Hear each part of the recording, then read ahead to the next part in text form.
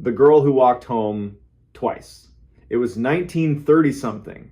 The air smelled like wood smoke and apples. Drizzle turned every porch bulb into a little planet. The high school had cut loose early for the game in Lexington. Band kids fogged up a bus with laughter. Tires hummed along the Maury. Ione, small like a willow, tough like one too, didn't go. She'd promised her mother Yara she'd be through the door by 2000, no later. The mountain shadow drags night down early in Rockbridge County. Everyone knows that. Pea coat from a thrift store, one button that didn't match, scarf a shade that couldn't pick a side between green and blue, hand knit by her aunt. Everyone knew Ione. She worked mornings at the bakery on Nelson Street, slipped the paper through Mrs. Kemp's slot at the White House with the red door, could identify every dog in 3 blocks by bark alone. Her father, line cook, cereal kitchen quitter, had left in May. The kind of leaving that makes a clock too loud. Ione had sworn, with a 16-year-old's fatal sincerity, "I won't be that kind of gone." At 1940, she waved off her best friend Wren at the feed store corner and ducked into the drizzle, taking her usual 3-block shortcut, hardware store.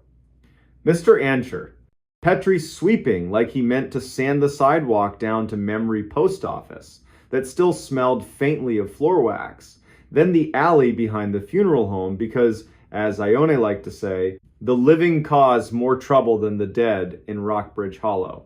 1952. A guy in a pickup easing off a steep driveway saw that indecisive scarf flash by. 2 fingers up from the wheel, small town salute. 1954, wind rattled corrugated tin on the vacant lot fence. 1956, misses. Kemp stretched her back, peered past a thin curtain, clocked a girl head down, hands in pockets, shoulders squared against the wet. 1958. Yara's porch light burned a little cone in the rain and turned drizzle into strings. 2000. The door did not open. By 2010, Yara was pacing the living room like she was housebreaking a nervous dog. Up slow, back slow. 2022, she called Wren. Surprise, then careful. Yes, they'd split by the feed store. Yes, Ione was fine. And there had been a man at the vending machine, Marine Corps cap, too new for the face wearing it. 2030. Deputy Rowan Deek knocked hat off, voice steady. He said the sentence every good town cop has to learn. Let us be wrong with you for 2 hours. They weren't wrong for 2 hours. They were wrong for 3 days. Night 1. Flashlights swept the seam from feed store to front stoop. Same bad gravel by the alley. Same puddle at the sycamore. Same warped funeral home step everyone knows to skip. Drizzle turned into mean rain. 0320. The band bus came back. Windows fogged a different way. Kids fell into waiting pickups. Mothers squinted through wipers. A boy named Ash told his dad by accident the worst sentence. I saw Ione behind the funeral home. She had her scarf. When? Just now. And when he turned to point, there was only rain. Saturday pooled in neighbors' kitchens, coffee, quiet, too many glances at the clock. Sunday, the county AR's net droned on the old repeaters. Negative contact. Monday morning, the school band played half a shade slower in the auditorium. The principal looked 10 years older when he lifted his head. At 16:20, that gray Monday, headlights smeared along Route 11. Mrs. Kemp phoned Yara. Yara ran. Mrs. Kemp, who hadn't run for anything since 1989, got there on ring 2, breathless and unpoetic. She is on your porch. Ione stood under the porch light, hair slicked flat, scarf dark with rain, coat buttoned wrong, hands in pockets, eyes bright in a way the sky hadn't earned. The bulb made a perfect oval on the boards, like the house had been waiting for its mark. She blinked once, slow, smiled, small and real. The exact smile she wore, setting a cinnamon bun on a plate like a promise. The sound Yara made porchwood still remembers it. Hands to her daughter's face. Sweetie, why did you make me wait? Ione stepped in like she'd only just noticed, wet as cold after 10 minutes. Shoes kicked off in their forever spot. She looked around, stared a beat longer at the stove clock, the plain round one rust comma on the wall under the nail. Half a laugh, swallowed. Deputy Deke came in careful, body language that said, "I belong here, but I won't make the room smaller." Ione, he said, in that slow jailhouse tone that lets people choose their own shape of words. Genuine surprise from her. "Deputy Deke, did you get a new car?" He hadn't. She tipped her head like a bird when a window stops offering sky. "Then why is it so quiet?" Dr. Sigrid Hall, neat as a single sentence, took temp, checked pupils, asked, "What did you do between Friday and Monday?" "Walking home." No flinch from the doc, just a neat note. Sometimes you leave people the only word they're willing to carry. More questions. "What do you remember?" "Gray dog by the Coopers." "The sound at the pipe bridge." "The man with the new hat." Then, like 3 rooms misstacked. "I don't know the rest." Her mouth around the O made Yara flatten both palms on the table like she was steadying the whole house. 3 weeks. Rockbridge Hollow learned a delicate routine. They let Ione be. Dawn at the bakery, 2-handed grip on the sheet pan, reverent buns on paper. She stared at the post office bulletin board until the pushpins shone. Guidance counselor Emmer Holliday sat with her twice a week gentle work, invite a memory to take one step without pushing it down the stairs. On good light days, Ione would offer a new pebble. The river slapping the old mill race concrete. A walnut leaf rafting a puddle. Someone saying her name like a question, and she not turning her head. December showed up in one unsentimental dump of snow and refused to leave. Yara learned to sleep an hour at a time. The wood stove learned the new schedule without judgment. Christmas came with casseroles, feed store gift cards, and one perfect scarf from a woman who couldn't afford to buy it and a woman who couldn't stand to see the old one anymore. By March, the Maury pretended to be more than a river, and a fisherman found the marine cap downriver of the pipe bridge. He called it in and didn't touch it. Like a weird engine smell under your hood you hand straight to a pro. The man who'd worn it had drifted back to Roanoke the day after Ione was found, paid his motel bill, smiled at an elevator that apologized for itself, and left. The cap had no story the town could use. Spring, summer, peepers screaming, telephone wires singing when the wind drops off the ridge full of opinions. In September, 1 year minus 2 months, 17-year-old Ione stood in Yara's kitchen at 1943, poured tea she didn't want. Tired in a way sleep can't fix. Yara, to keep from saying one thing too loud and scaring 3 others, wrote a safe talk list on the back of an envelope. She never got to use it, because in 1947 the front door opened with the exact little 2-tug rhythm of someone who lives there. In the entry stood Ione. Peacoat, mismatched button, that undecided scarf. Hair wet from a drizzle that did not exist on Nelson Street, eyes bright in a way that made the room back up by instinct. The Ione holding the teacup rattled the saucer, set it down, turned toward herself and made a sound. The porch calls a bird hitting glass. Doorway Ione smiled, small and real. "I'm home, Mama." The stove clock ticked one very loud second and then remembered its manners. Deputy Deke again hat in hand. Dr. Hall's stethoscope already warmed the way good doctors do. Counselor Emmer put both palms on the table and didn't sit until Yara did. The town did not come. A small place knows when a crowd ruins the edges of a miracle. They asked gently, "When did you start walking? Where did you turn? Did anyone speak? What did the river sound like?" Doorway Ione answered with the same script as a year before. Dog, pipe, bridge, hat, walnut leaf. The difference wasn't the words, it was the way the room caught them. Every sentence landed like the place had already set a plate. Deke stood in the kitchen threshold and looked both ways. He saw 2 girls, he saw one, he saw none. He kept his face steady so the room could borrow it. "Sheriff, Judge Crease, how do you write this in a report? Breathe with me, the practical spells." They kept both Ionesses in the room because what else do you do? Dr. Hall took 2 pulses, one just off the other. Checked eyes, left, right, months backward, both did it. 2 wrists, 2 heartbeats, both wrong in different right ways. Her face gave nothing away and everything all at once. 2140. Somewhere down the block, a stubborn riding mower coughed into one more season. Emmer broke the spell with 2 perfect lines. We're going to give the new arrival an apple, and then gentler. And we should stop calling her the new arrival. They gave her the apple. She held it like a small planet, looked at it, at the clock, at Yara, at Ione, at the hallway, to the bedroom where long division and bird names had been learned. Then, matter of fact, not triumphant, not afraid, there are 2 of me here. The tone wasn't a request. It was a math answer. She had finished counting and was waiting to be told what the number meant. The town did what towns do when the world tilts and insists it's always been level. They made order. Cedar chest to the living room. Second bed. Pastor Rowe came kind mouth. Better history. He knows how to talk without turning a room into a church by force.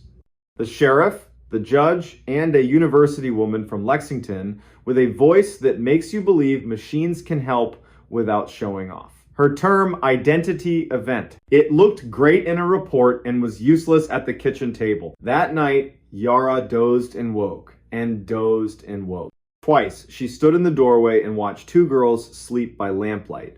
One hand out of each blanket, palm open the exact way Ione had always slept, as if catching sleep required a hand ready. Twice, her mother hand reached to pull a blanket higher and shook in a brand new way. Morning stretched the house back to its old shape.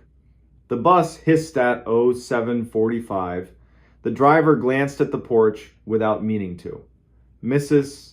Kemp knocked once, left rolls, and a note with only the date she believes. Inked things are harder to argue with. The university woman returned, politely eager. Separate mic channel. Smell test, cinnamon, eyes closed. A metronome on the table whose pulse keeps time. She packed up at noon with good manners and eyes full of a curiosity that doesn't need oxygen. For a while, Rockbridge Hollow held. The girls washed dishes in a choreography that invented itself in 48 hours. Tea the same way. They walked the block at dusk together. They did not cut behind the funeral home. When they slept, their breathing went just out of phase, then remembered itself. Like 2 clocks learning, they didn't have to impress each other. Then the bill came due. Day 10.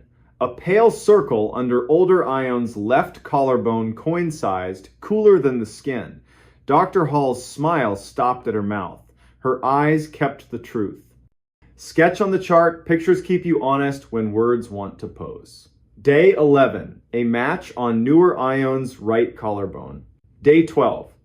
2 circles bloom, each wrist, opposite sides. Opposite girls, like a mirror taking inventory. By day 14, the girls had learned to move like 2 people carrying one big tray through a narrow door. Day 19, they'd invented a way to argue that didn't injure the room.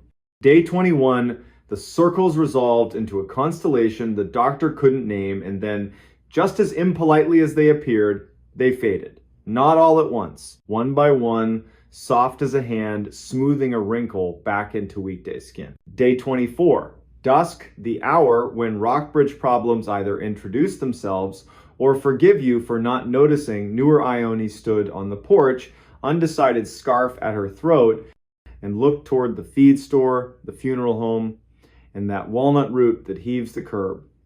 I should walk, she said. Older Ione, very quiet. I'm tired of walking. Both were true. Yara chose the loudest kind of bravery that makes no noise. We'll walk together to Pastor Rowe's, she said, and lend him our feet for 1 block. Then we'll come home. They did. The town watched by sweeping already clean porches. The girls returned, ate, slept.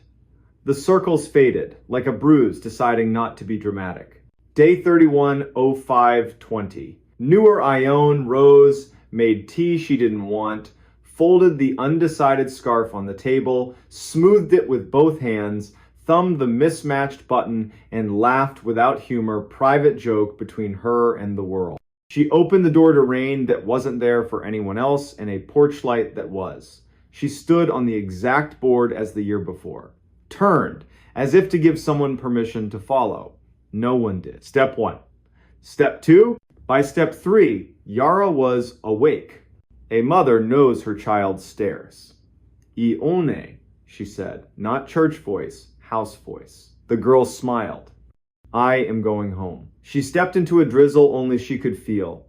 The porch light held her one heartbeat too long. She walked 3 blocks, hands deep in pockets, cut behind the funeral home, past Mrs. Kemp's window. Mrs. Kemp stood to stretch and saw a girl head down through sheer curtain and did not lift it. She had learned a hard lesson once and refused to write a new one. Oh, 5:54, Yara's door opened again. Older Ione, the one who'd returned that impossible Monday in the year 2004, stood in the entry with her scarf in one hand and coat over the other arm, crying and not crying, joy and disaster braided. Mama! No words back. Some truths are for skin, not air. Yara crossed the room, palms on her girl's face, while the clock hung its seconds without comment. By noon, the rain that hadn't been real for anyone else gave the day back. Dr. Hall, efficient, kind, wrote 2 lines she'd never bother a medical board with. Their grammar wouldn't survive. Older Ione, warm, steady pulse, lesions fading, appetite back. Newer Ione gone. Pastor Rode delivered a casserole he hadn't cooked. He's learned how to honor offerings without stealing their credit. I don't know what to call the second walking, he admitted, voice low. The first wasn't a trick. The last wasn't a theft. When the porch asked for a witness, they gave it one. That was right. Weeks stretched. The house learned gratitude without building a festival around it. Ione went back to mornings at the bakery, face to the heat, wrists remembering cinnamon's weight. The Tuesday dollar tip from Mrs. Kemp, return some customs, survive any weirdness. One Sunday, Wren braided Ione's hair on the stoop and didn't cry until the knot that spot where promises and prayers looked the same. Deputy Deke waved with 2 fingers and didn't slow. Habits keep towns from unraveling. Sometimes in late fall, when the walnut drops a single leaf onto a puddle and the river at the pipe bridge sounds like the old mill remembering. People here say, without moving their lips much, that they saw Ione walk home again. They don't mean a ghost. They mean a woman carrying her own shape through weather that didn't deserve a name, and for 15 sidewalk steps they felt porch lights turn on in their chests and were kinder to their own breath. Years later, one Sunday in the year 2019, Ione worked the bakery counter with her daughter, on her hip, hair loose because the day hadn't asked for more. A stranger out of state ordered a coffee and said it the way outsiders do. Are you the girl who walked home twice? Ione looked at him, then at her daughter, then at Nelson Street drawing its honest line toward the river. I'm the woman who did her best in Rockbridge Hollow, she said, kind, firm. The stranger made a sound halfway between sorry and disappointed and took his coffee to go. That night, the porch light over Yara's door hummed like it has for 15 years. Little transformer in a housing that outlived storms, bulbs, and one remarkable season. Walnut leaves fell in 2s and 3s. The stove clock kept obedient time even after time had misbehaved. Yara sat in her chair, listened to the night count itself, and felt the house settle into its old bargain with joy and fear. She spoke one true sentence into a room that had earned it. My girl walked home. My girl walked home twice. What happened inside the tunnel changed him forever. It starts with first snow over the Cheat River, late November, year 2011. The kind of ash-colored flurry that only sticks where the mountain keeps its shade. Down in the cut, where an old railroad spur once ran through Brushy Mountain, there's a brick-lined tunnel that still breathes iron and limestone like it never retired. Locals know. Places like that are older than whatever story you brought with you. The man who walked in that night was 38-year-old Thayer Mott. 2 years home from a blistering overseas contract where dawn came with a buzzer and the heat tried to erase you daily. Back in West Virginia, he did county roads, cones, culverts, sleeves, rolled exactly the way your grandfather approves of. Off the clock, he carried radios for fun, listened to the weather net the way other men listened to baseball. Thayer lived alone in a small cottage that apologized every winter for one window that never sealed right. And he had a rule: write things down and the world behaves, at least for a while. At exactly 1950, by a cheap, luminous watch whose hands never lied, Thayer stepped into the Brushy portal. He'd told dispatch Lennox Vale that he'd walk the right-of-way from Brushy to Quarry, check drains, note a small rock slide from last week, headlamp, warm white, a spare in his pocket because batteries lie. He descended the stone throat. Brick arched overhead, ballast underfoot, old rails long since lifted, clean for quick money. He kept to the shoulder, counted steps, scraped slate from the crown with the toe of his boot, and wrote little facts on a card because little facts keep the big ones honest. 50 steps. The foot sound changed dry to damp. The tunnel sound, river on stone, temperature wind, steady drip settled around him. And then at 2012, something new slid in beside him. Not ahead, not behind, beside. A girl's voice. Not echo, not machine. A child's cadence without the child's confidence. First a rising vowel like someone tuning their courage. Then a single word delivered with precise hope. Thayer. Tuklo. He did not answer. In Monongahela County, rule number 1 for deep places is simple. When the dark learns your proper name, do not answer. The voice tried again. Thayer. A tiny clatter shoe to bottle somewhere along the brick. A little grit slithered down the wall. Thayer laid his left palm flat to the tunnel to tell his nerves where his body ended, lifted his radio with his right, and went bureaucratic on purpose. County Mott, Brushy Tunnel, on foot, moving west. I have a voice event. Log it at 2012. I'm not answering. Continuing slow to center. Line of retreat established. Over. Lennox came back with the calm you hear from storm spotters who've seen it all. Copy voice event. Keep that lamp honest. And if the dark tries to be clever, you be boring back. Thayer moved 10 careful steps. The story he didn't request kept coming. The floor sagged, a half-inch subsurface water chewing quietly at the bed. The left wall had the tiniest bow.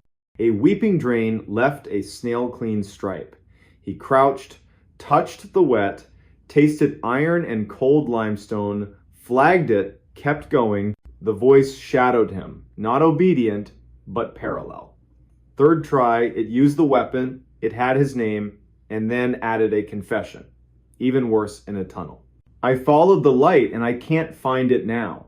The hiss after the last consonant, tears. He pictured a dozen real kids from a dozen real houses.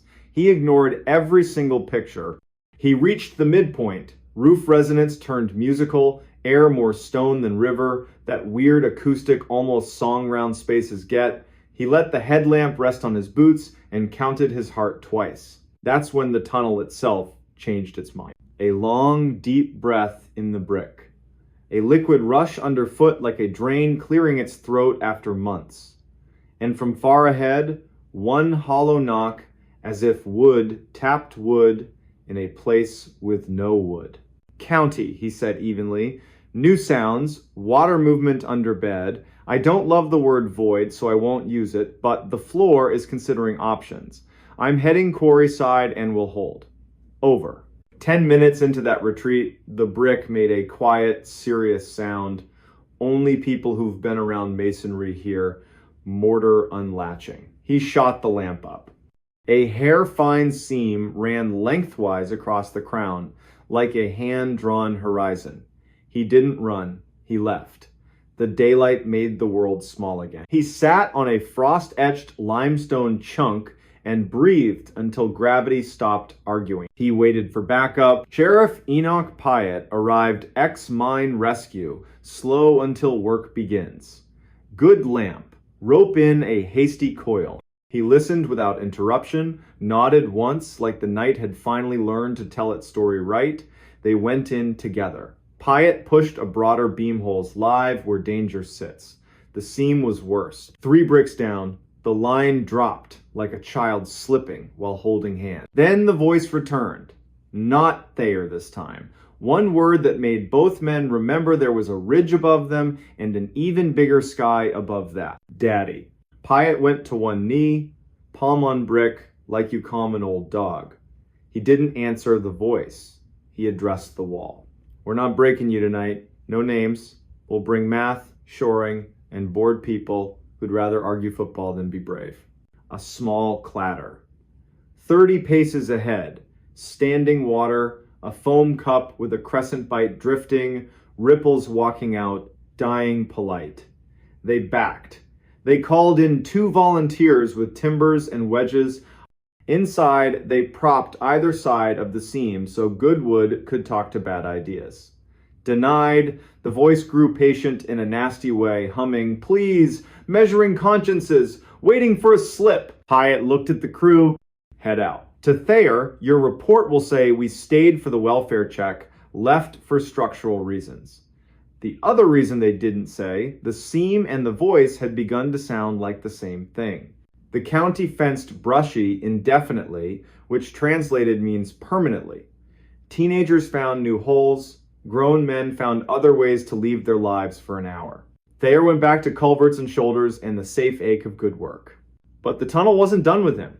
January brought gray armor to the river, wind to the sycamores, and a call from the county, meet Hobie Kress at the quarry side. Hobie was a snowshoe happy, content guy who posted reverent videos in places that do not want influencers. He'd filmed himself stepping 5 feet inside the arch and dusting snow off his hat like he was blessing it. The county wanted a conversation, not cuffs. Against his will, Thayer liked Hobie. Clean cut, the smile of a man forgiven by the world for 30 years. Thayer said, the brick is tired, the river is mean, the air is not your friend. For once, Hobie listened. Then Hobie said something that wiped the smirk off. Fate. Thought I heard a kid in there. Thayer asked, what did she say? Hobie blinked, just my name. So Thayer started stopping by the portal after supper. Not to be a hero, to be a witness. Some nights need witnesses. Late February, year 2012, thaw hit too fast. The valley filled with water's angry negotiations. 2 a.m., the volunteer chief blows the horn. Pyatt calls Thayer the kind of hour you don't justify your choice of company. At Brushy, the fence lay meek in briars. The tunnel exhaled a runner's breath. They set a line, moved to mark 3, and stopped, floor sound wrong. Pyatt's ankles, calibrated by years, said, Hollow wants a friend. Down tunnel, a light, not theirs. Clean, white, fresh batteries, eager to please. A man's voice, Mara, Mara, honey, answer me. Then the noise rescue people know in their bones. A foot into nothing, Scrabble. A half-swallowed curse because the man believed in God and wanted his attention, not anybody else's. Thayer dimmed, angled, reached, and caught Pyatt's sleeve not to yank, to warn bones. He projected county calm over a private prayer. Sir, stop. Aim your light at your boots. We're county. We're coming to you on a line. Don't step. Don't say her name again. The man froze like a new company rule just slid down from corporate. He lifted his light, then remembered and put it back on the floor where it belongs. Thayer and Pyatt bellied the last distance. A pocket of water had eaten everything under 5 ties. A plank mercifully there bridged. They slid the man back, clipped him, and sent him out on a promise of coffee. He would later tell the paper he cried, and no one made him feel small for it. He would not tell them the name the tunnel whispered to him to get him inside. When his light was gone, the tunnel was not quiet. The voice came one last time, not the child, or the child, upgraded for cruelty. Your father called for you, and you did not come. Pyatt closed his eyes by reflex, opened them on purpose. Thayer didn't move. He thought of a fluorescent desert overseas. a generator droning in 2 notes you can hear through walls. He thought of a high school hallway where the light always flickered and a teacher never once guessed what he might be good at. He thought of his mother laying a dish towel over biscuits she couldn't afford and doing it anyway, because sometimes a boy needs to see abundance he didn't earn. He radioed in a voice that knew how to hold a line. At seam, water in bed, void under ties, 10 to 15, past Mark 3. 1 civilian retrieved. Tunnel, practicing party tricks. We are leaving in a walk. After the flood signed its name and crews policed the driftwood, small pieces that look like birds, big pieces that look like law, the county rebuilt the fence, bolted the sign, and kept the order permanent. The tunnel stayed. The voice, if it stayed, learned boredom, because this county does not answer. What the tunnel changed in Thayer wasn't superstition, it was speed. He started talking slower to people who live half their lives in the dark. He learned to stand on the downstream side of a bad decision, so if someone ignored a fence, his body'd be where it needed to catch them. He untied his boots on the porch, not the kitchen. Thresholds matter. Spring, the county finally replaced that chronic sycamore. A woman, Hetty Dockery, knocked on Thayer's door with a box of rooted maple slips and a photograph from her father's desk. A girl in an expensive dress and a useful coat gone since the 1970s. Hetty asked if he'd go with her to the portal and speak the name once. He didn't correct her, he went. She said the name. The tunnel gave back a sound like the end of a hymn key change. No organ. On the walk down, she stepped steadier than on the way up. Thayer married late. A nurse whose laugh lingers in rooms after the door shuts. They bought high ground, a porch that never needs apology, a basement that never needs courage. Some nights he writes 2 lines to keep the past small. The tunnel is still there, I am still here. In church, when a baby cries during a hymn, he doesn't wince. He lets the sound pass through like a storm already spent over another ridge. Ask him at the gas pump. No nonsense what the voice was. He'll give you the closest truth he owns. The dark repeats whatever it hears most. In a county that refuses to answer when a hole throws names at them, the dark learns boredom and moves on. He'll say it while checking tire pressure before driving out to a grumbling culvert. He'll be behind on sleep and alive. Teenagers will still swear Brushy has a ghost. Good. The night's big enough for practice. Daylight's big enough to remember a man went in, came back, and adjusted his life 1 click slower. Every November, first ash snow, clinging to Brushy's shoulder, Thayer pulls into the turnout, kills the engine, and listens. Sometimes nothing. Good. Sometimes river talking to stone. Better. Once in a while, a faint knock. Wood on wood, in a place with no wood. He does the thing that saved him in the tunnel and saves him in living rooms and hospital corridors where grief learns to smoke. He doesn't answer. He breathes. He makes the world small. He turns the key and drives to the next address, where a drain needs to remember what a drain is.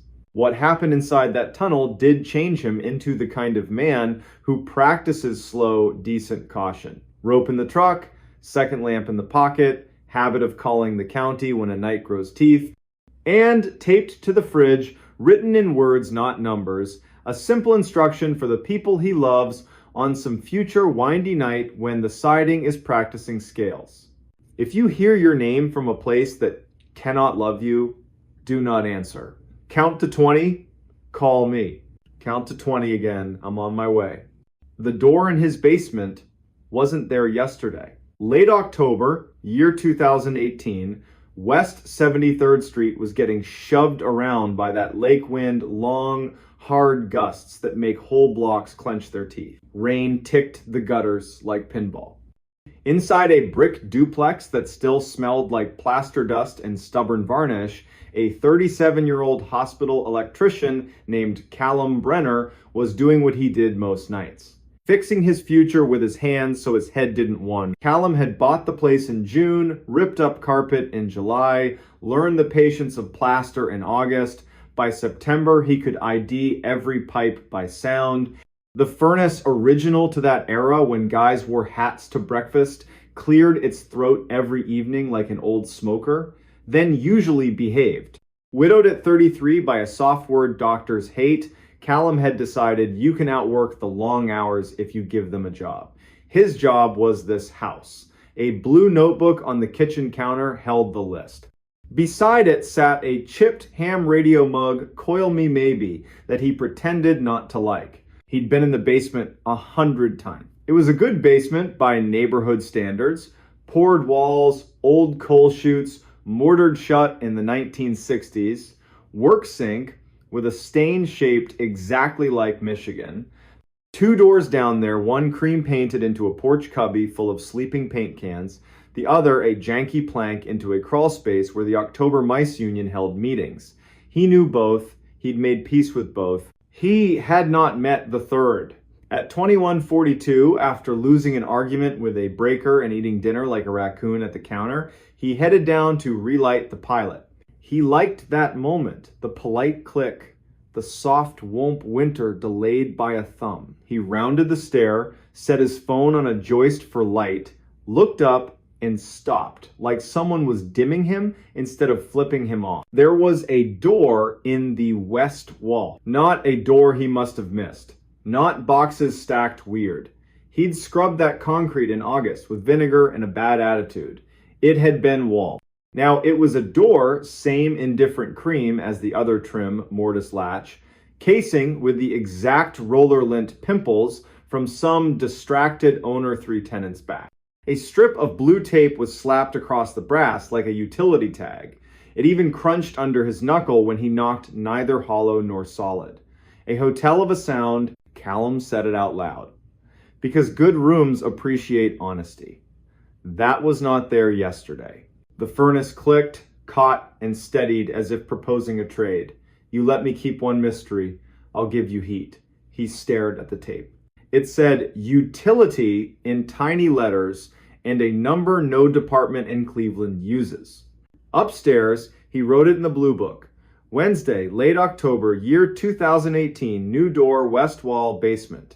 He made coffee he didn't want. Then he called the one neighbor who knows the right nouns for the wrong problems. Genevieve Trask had worked 30 years in the bus yard parts department. Even her dog, Primitive Pete, followed house rules like a union contract. She'd been on West 73rd since the streetlights still rang like bells when they got swapped to sodium. Callum asked if she'd come tell him whether he'd just lost a fight with his eyes. My pleasure, she said, like someone who's risen for worse. They went down. Jen stood, silent, 10 seconds flat. Then, measuring flour careful. That was not there yesterday. Primitive Pete sat, lifted a paw, set it down. The blue tape didn't peel when Jen tested it. The brass under it was guilty clean, like it had been avoiding hands for months.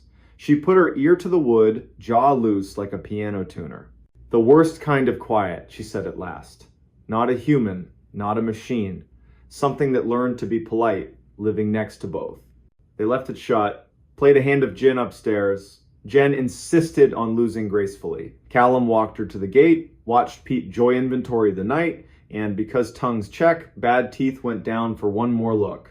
The thing stayed a thing. In the morning, he called the utility mark line, contract inspections. They'd swing by Thursday unless the wind ate their schedule, and Otho Dwyer night maintenance at the hospital. Collector of left-handed screwdrivers, saint of simple machines. Otho showed at 1910 carrying a case that looked like it should say violin and didn't. Scope camera. He slid the head between casing and wall. The screen coughed up gray concrete, then darkness with the smoothness of air and the meanness of a throat. Some jokes take too much setup, Otho murmured, brushing the tape with the back of a finger. Tastes like municipal lie. They didn't open it. Otho poured exactly one finger of rye and told the story of an elevator that grew a sense of humor in a humorless building. He left the scope. Callum slept on the sofa because the living room had windows and the basement didn't. He dreamed of blue tape, a polite click, and a nurse's voice saying, "Not yet." Thursday, 14/27. Voicemail from inspections diverted to a sinkhole at Denison. Second voicemail from an unknown number, just silence that didn't know how to hold its breath. Then a whisper from very far down a hall. Don't come down while the light is wrong. He went home anyway. Top of the stairs, he made the announcement men only make to empty rooms. If you're human, show me your shoes. If you're not, invitation rescinded. The furnace behaved. The sump pump cleared its throat. He set a carpenter's lamp on the floor to make a small, honest city of light, and with a stub of chalk he drew a line along the bottom of the door. If you can't make sense, you can measure. He knocked once. The sound came back too soft. He pressed his palm to the panel, neither warm nor cold. It felt like skin in a room that doesn't want you to cry. I don't believe in you enough to be afraid, he said, on purpose lying. Houses respect effort. He turned to leave. On the far side, something trailed a fingertip down the wood from above the latch to below it, very slow, like it was teaching itself grain. He didn't move. The chalk line held. He said his wife's name once, softly, a key to a true door. Friday, 21:15, he and Jen stood there again. Primitive Pete approved the dryer. The tape had a new diagonal crease, like a latch lifted, then politely reset. Jen hovered her hand over it like a candle. You are not the first house on this block to breathe into the wrong room, she said. In 2006, during the epic flood, the city dug out the storm line in the alley and found an old brick run, prohibition beer, and better stories. They sealed what they could see. They did not seal what refused to admit wanting sealing. That's where the undertalk lives, she said. Not your house's fault, it learned the language. Not yours for hearing it. We lean a chair and don't make introductions. Be here at 10 with coffee and a man who likes rules, Callum said. She brought the sheriff. Sheriff Whitaker looked like he still hauled hay for friends. Face built for learning the same story from both sides and deciding where mercy fits. He listened to Callum, to Gen, to Pete, who sneezed once, officially endorsing the facts. Whitaker pressed his ear to the panel, knocked a pattern. Too slow, pause. Two no one uses unless they suspect a test. The door answered, one slow, three quick like it understood and preferred to show off. We're going to treat this like a person who talks too much and too sweet to a child, Whitaker said. No drama. We don't answer. We call boring people with rope courtesy over magic. At 10:50, Building Inspector Ninette Polk arrived, clipboard, caution tape, and two public works guys who dig with shovels and silent. She measured, tapped the concrete with a screwdriver. Jaw loose, head cocked. Double wall, she said. Face wall. Behind it, not wall. Behind that, not our business yet. The plan, open the outside from the alley, look at it like breakfast. If breakfast looks like sin, you eat elsewhere. By noon, the alley had a careful hole. Brick, then more brick, then a slump of coal pretending it wasn't old. Ninette rolled her light into the throat beam, sliding along clay to a small cleared space. A tin cup, a folded blanket whose corners remembered hands, a stone pile with soot above it, a fire where fire made no sense. We've had squatters, she said. We've had people who didn't choose to be squatters, and we've had tunnels that confuse maps. This is a little of everything. Whitaker braced a gloved hand on the edge, leaned without betting his weight on anything foolish. At dusk, we come with two more bodies and a rope round my waist. We stand in your west room and say hello in a voice that can't hurt anyone. He took his pen and signed the blue tape, 10:16 on a Saturday. No underline, no smiley. Dusk. The wind inhaled and held. 3 across at the bottom of the stairs. The house delivered one timid knock, then, like it decided it needed a new tactic, went silent. Whitaker tied his rope to an old ceiling ring, laundry duty in another life, double knotted. He laid his palm on the tape, talked to the house like a dog flirting with a bad idea. We are not setting our tongues on this latch tonight. They moved the chair, lifted the latch without breaking the tape. The door opened a finger's width on its own resistance. Air came through at the temperature of old apology, coal, and long rain. His shoulder light showed a low brick run, 4 courses high, then a gap all along the top like the mason knew better and got paid by a man who didn't. In the dust beyond, 4 finger marks, evenly spaced, someone who'd learned to count to 4 and wanted company, and a 5th, shorter one like a tired heart. Whitaker didn't step through. He bent, lowered his head, and said a name to no one, like a midwife teaching an empty room the word it's waiting for. Is anyone here who can stand the sound of their own name? 20 heartbeats, then a cough from the corridor, not brave, not sick, small on purpose. A voice, careful, like someone who only wants to borrow the part of the law that cares more about living than rules. I am hungry. Come into the light then, Whitaker said, measured. No names, no introductions to the dark. A face glanced into the cone, then jerked out. Quick, private decision. The figure didn't cross. Do you have a sandwich? They asked. Jen started to answer. Whitaker lifted a hand. The room obeyed. We have a sandwich. You may have it on this side. He set it on the brick, stepped back a generous pace. A thin hand took it. Gratitude made of bread and shame filled the small room. I didn't steal the ring, the voice said. The ring was already in here. It's welded to the wall. We'll speak again in the morning, Whitaker said, as if this were any kitchen, any night. If you're still here, that would be a blessing. The dark laughed, once surprised at the word blessing. Then, I'll be here, the rain decided to stay. They closed the door. No chair. Sometimes chairs are theater when you need policy. Sleep came in the way it does when a house tries to grow a new tongue.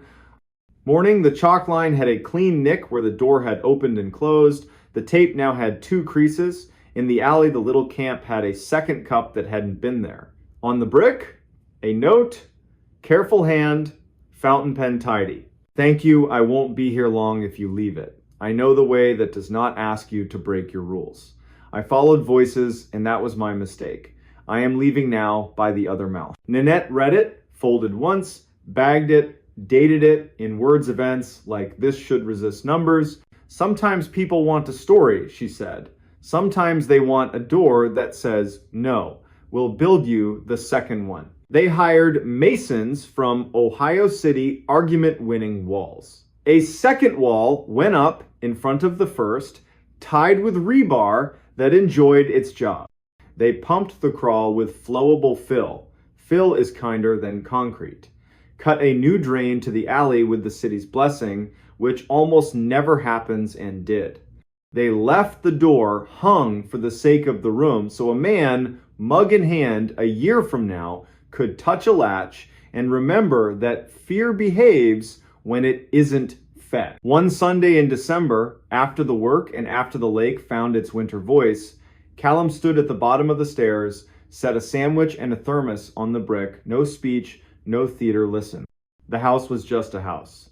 You don't get to grow a new door without telling me first, he said, mostly to make the air file the sentence somewhere. Winter settled.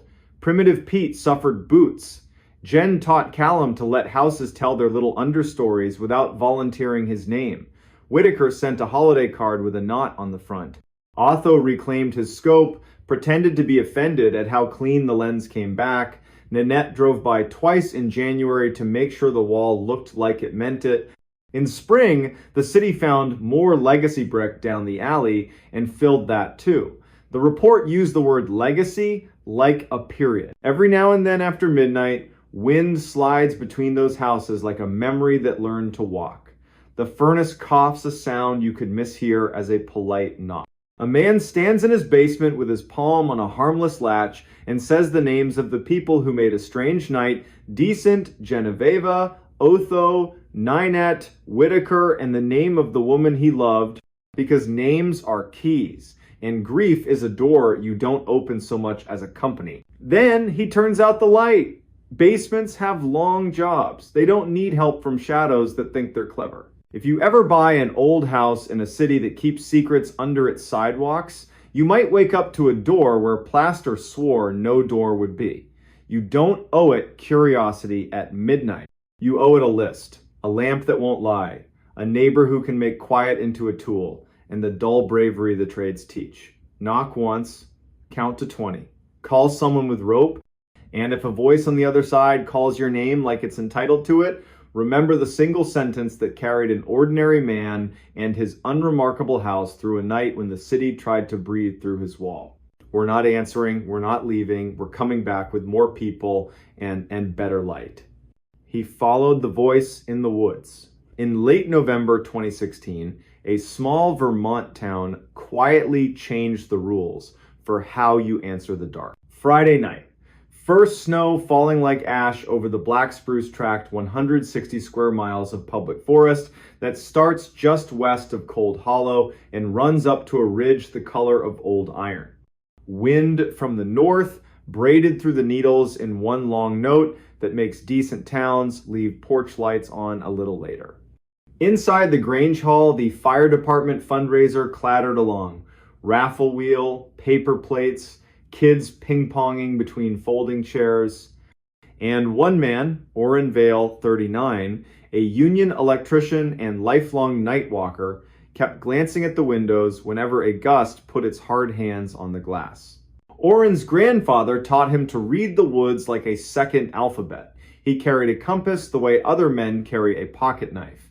He knew the low deer paths, the soft saddles between hills, the larch bark smell in thaw.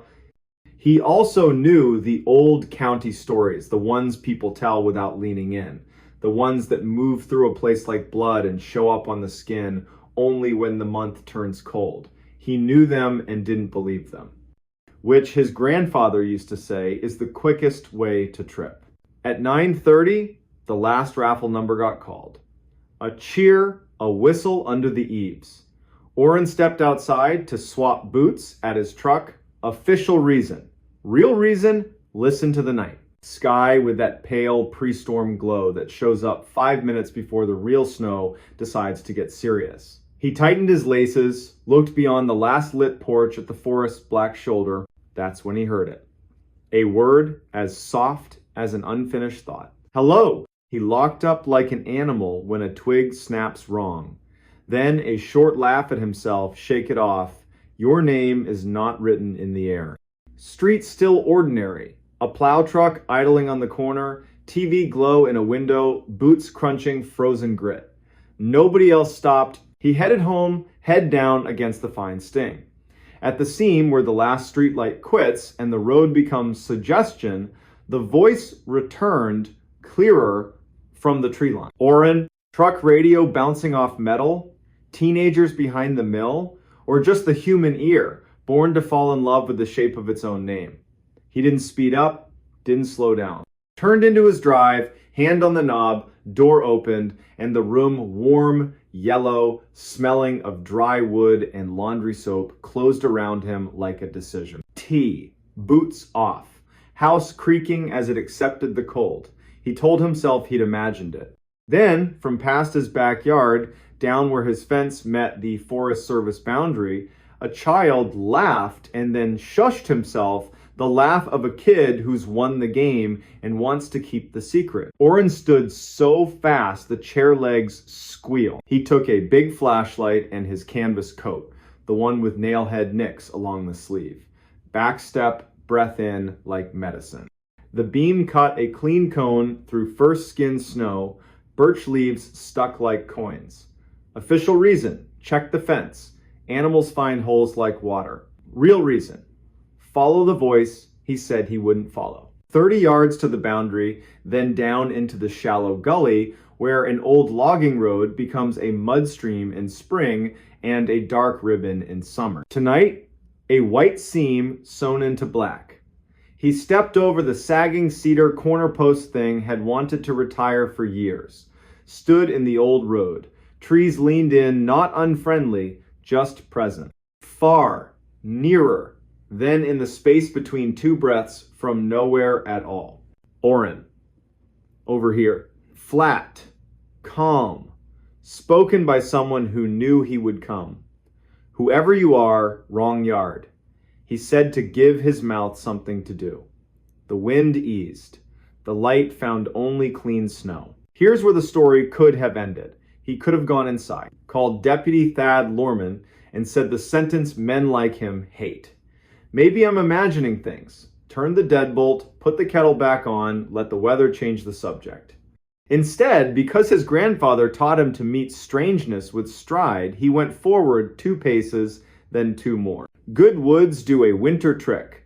Honest dark makes day colors inside it. Orrin walked 100 yards. 200. Counting numbers in his head must match the length of his stride. The road bent, fell, rose. The voice stayed at a leash-length distance. 3rd bend, a smell he couldn't place. Not smoke, not rot. A peculiar clean copper coins in snow stream under ice where no leaf has fallen. He stopped. The beam trembled once, steadied. I'm turning around, he told the night like a neighbor by trash cans. If you're real, say your name with your mouth. Answer from the left, low and near, made of breath, and something that owed breath nothing. Please. Old story word. No manners, perfect aim. He swept the light. The beam caught the hem of a wool coat behind a young fir. A dark sleeve. A pale idea of a face. His breath snagged. The sleeve moved a little. 2 slow steps, the way you approach a skittish dog. A woman. Mid-20 seconds. Hatless. Hair slicked to her skull by wet snow. Wide eyes, not panic, just far away, like someone who's been walking too long in a sentence that won't end. City boots? Wrong season. She didn't look at Orrin, she looked past him, toward the place where home lives in a man's imagination when he's far from it. Please, she said again, the syllable making a bull-sized cloud. I lost my brother. He's down there. He keeps answering me, but he isn't moving, and I don't have anything left to pay the dark with. Orrin didn't ask the right questions. Not why here, not where are your tracks. He did what his grandfather would have done. Light to her shoulder so he wouldn't blind her. You're coming with me. We'll make a fire. Sheriff's decent. The ranger they send is decent too. We'll all go for your brother together. Half smile, like matching a photograph. Down there, she murmured, tipping her head. The ravine. Do you hear him? The forest held still the way it does when a pond is deciding if it will hold you. Far, closer, then from a compassless direction, a boy's voice. Over here, the cheerful tone of a June afternoon when the creek is yours and curfews are imaginary. How old? Orrin asked. 12, she said. His name is Asa. He mimics the radio, learned it from our father, thinks if he hits the right tone, people treat him like a man, not a kid. Please. I think he fell. They moved. The ground began to disapprove. Orrin nicked a white birch with his thumbnail string on the doorknob, breadcrumb for daylight, and began a new count. Short numbers you use to tie yourself to yourself. The land broke, narrow gash, choked with blowdown, bottom a slim black promise of water. Orrin crouched, felt for purchase, chose a route that wouldn't let the night right itself without him. You wait here, he said, and pushed light into the dark. Halfway down, breath to the left, rustle to the right, and up ahead. Here, the boy said, and rapped twice like knuckles on a plank. Boot slipped, shoulder caught. Breath rode back into his chest like a stranger. I'm coming, he said. Tell me your name. Same sunny broadcast voice. Asa Vale. Wrong. Valley in a mouth that small? He looked back. The beam sketched the woman from the knees down, the slope eating the rest. She hadn't moved. He couldn't see her face. Asa, Orrin tested the tone you use with a dog proud of its one trick. Your sister says you fell. The reply came from 3 places, one after the other, like a round sung wrong. I fell, I fell, I fell. Clean cold slid under his coat like a hand. He turned right. Light found an old plank bridging the cut, the kind loggers tossed down for a shortcut. On it, a pair of gray glove liners, small. Beyond it, a moving black that breathed. The voice came again, now behind him, now from the far slope, now from under the plank. Sweet, teachable, wrong. Orrin. Hello, he tried. The last courtesy of people. Nothing changed. One careful step uphill. Another. The woman's boots stepped back to make room, silent as sleep. He put the light on her face. She let him. Very dark eyes, very dry, not cold, not warm. She looked like a person photographed in an eclipse. "We're going," he said, level. He climbed past her, back to the old road, and did not run. Kept the beam 3 steps ahead, made sure the ground didn't decide to turn trickster.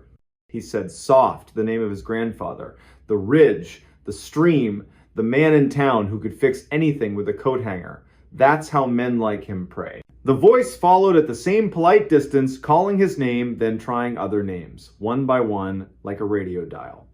Mael, Thad. His father's name, the one he hadn't heard aloud in 10 years.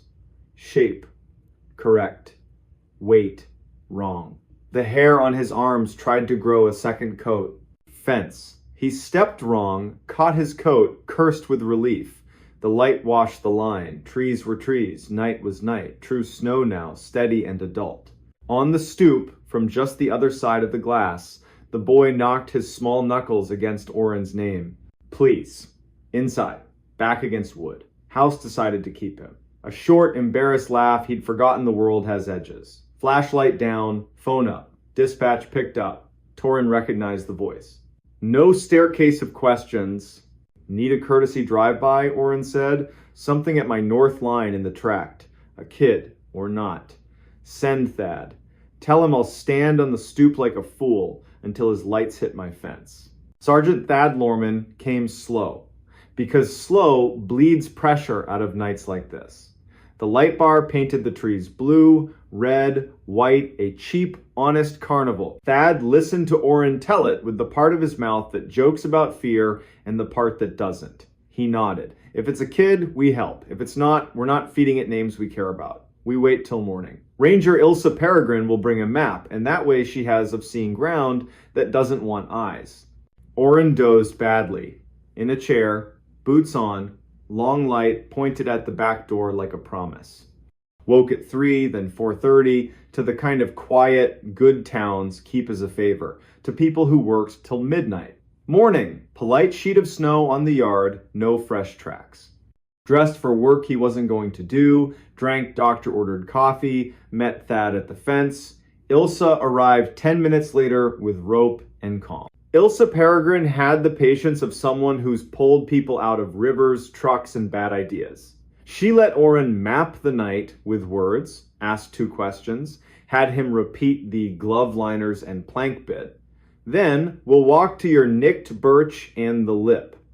We won't drop below without more bodies and a line. We'll bring a bell.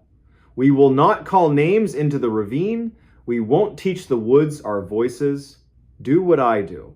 They walked the old road like a small procession, remarking only on the practical downed limb, slick spot, this looks fine and isn't. At the birch, she saw the thumbnail nick and gave him a coy's small nod. At the lip, she set a glove down, put her ear over the edge, listened like a nurse, eyes closed a moment. When she opened them, nothing in them was darker, but something inside had locked its door. The bell, she said. Thad, stand back, palms open. Think about your wife saying your name on a normal day. Oren, think about your mother saying yours. I'll drop, we'll listen to what the ravine does with it. Little brass counterbell, line to wrist. She lowered it into the cut, tapped once. Sound went down and became shape. A second, softer ring came back, a beat late dutiful mimic, pleased with itself. Exactly what she expected, exactly what she didn't want. Another pattern, another shy echo. She drew the bell up. We back out, she said. Return at noon with 5 people, a net, and the kind of logic more eyes bring. We don't talk loud about this in kitchens. We don't make it a dare. Mael will call the mothers who woke sick today and confirm their boys are where they belong. Oren, go to work. Don't walk too close to windows. Keep your head. For 3 hours he tried. Mounted a panel, fixed a ground, listened to the radio gripe about roads, and a woman in the next county who kept a goat in a Subaru all winter. At 11:40, Mael called. Slowly, No punctuation. Every kid accounted for in Cold Hollow, the next 2 towns, and the next one after that. Only one mother admitted to a bad feeling her college-age daughter had forgotten to text goodnight. The girl replied, at 9, friends dragged her out. I don't mind being the woman who makes these calls, Mayel added. At noon, Ilsa returned with 3. 2 retired SAR, diehards, rope, and stubbornness, and a state biologist whose face said, no time for folklore, polite to people who do. Stokes basket, a sleeping python coil of rope. Thermal scope, rode again, practical commentary only. At the lip, scope warmed, Ilsa panned slow. Pause. A private smile. A frown. 2 small hotspots raccoon. 3rd signature doesn't behave. Warmer than air. Not moving, not shaped. Could be a rock remembering yesterday. Could be a hole trying to be a mouth. Could be nothing. Rope went to a jack pine who knew how to hold. Eulalia Pike tied knots like a magician. Holly Kempt tended the tail and told the rope jokes. Ilsa clipped in, checked gloves, looked at Oren. If I say walk, you walk. If I say sing, you sing. If I say back, you're halfway to the fence before I finish the word. Do you understand? Yes. She went over, no hero, just a person who rations courage by the cup. The basket followed, empty. Holly paid out, Eulalia counted. Thad kept palms open. Oren murmured the names again. The wind pressed its shoulder, then backed away, embarrassed. At the plank, Ilsa set her hand on the wood, didn't cross. Leaned, looked. The ravine hummed like a refrigerator in an empty house, steady, unashamed work. Her voice rose, clear without being loud. I see a glove. I see a hair tie. I see a shape that might be a bag or water. Acting clever. No body, no tracks. Mud's wrong. Too smooth for this time of year. Holly net. Down it went. She opened it, set it in the water, drew it slow fishing for a rumor. At the board she made a small sound, what you make when something lands in your hand that wasn't meant for you. A tape, she said. Cassette, labeled with a child's name. Ink bled, not a local surname. First name, maybe. Into a dry bag like a heart, looked left, right, beyond. Bring me up! At Oren's picnic table, Ilsa set the bag down. Holly opened it with thumb and forefinger reverence. The cassette slid onto a towel. Label, 3 stubborn letters. A smear. Another letter, a curl like the start of a V. A backward S someone had tried to fix. We take this to the county, Ilsa said. We don't play it at anybody's table. We don't invite it to speak until we decide who's earned the right to hear. Oren with me. Thad, drive the long way and stop at every porch where a mother is watching the window too much. Say the sentence that helps. Eulalia, Holly, pie at Mayel's. Tell her nothing but that the rope behaved. County building, gray carpet, binder smell. Tape on a clean towel. Evidence tech, Poe Dunnett, a kind face and an anvil name. Step back half a step, then forward. Gentle resurrection deck. Lid down like tucking a child. Play, hiss. A room trying not to be a room. Boy's voice high, those long rural vowels. Hello, he chirped. To whoever finds this. You're smarter than my uncle. He thought this was a good place to hide it. I thought it was a good place to make him pay attention. Oren's hands went cold. Ilsa folded her arms. Poe watched the deck, not the wall. I learned from the weather radio, the boy went on. 2 notes, then a voice. So here are the 2 notes. A whistle. Almost true. This is a warning for Oren Vale from Cold Hollow. I'll be by your fence tonight to ask for your attention because my uncle didn't give me his. Bring a real adult if you want. Don't bring a recorder. The ravine doesn't like competition. Poe's hand hovered over stop and stopped. Tape wobbled. The voice shrank. In the back, a woman spoke soft, far like another night in another room. The boy laughed. I'm not supposed to laugh here, he said. Click. Out like pinching a flame. 20 counts of silence. Then Ilse said what needed saying. Someone taught a child to mimic the radio and throw it like a stone. Someone told a story to the wrong head and let that head go walking with it into a night.